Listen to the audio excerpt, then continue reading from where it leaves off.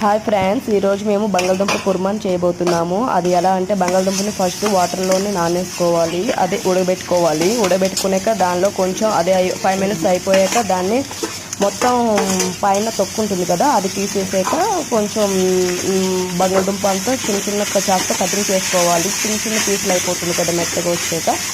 అయిపోయాక దాన్ని కొంచెం తాలింపు పెట్టుకోవాలి. తాలింపు పెట్టడానికి కొంచెం ఒక ఉల్లిపాయ, పచ్చిమిరపకాయలు, కరివేపాకు, పోపు దినుసులతో తాలింపు పెట్టుకొని దీనిలో ఈ ఫ్రైస్ చేస్తున్నాం కదా బంగాళదుంపనంతా అదంతా కూడా దానిలో వేసేసేయాలి. వేసేసాక కళాయిలో వేసుకొనాక ఉప్పు, కారం, పసుపు అంతా వేసుకొనాక కొంచెం ఒక 5 నిమిషాలు మగ్గనివ్వండి. మగ్గనయ్యాక అటు ఇటు కలుపుకోవాలి, లేకపోతే మాడిపోతుంది.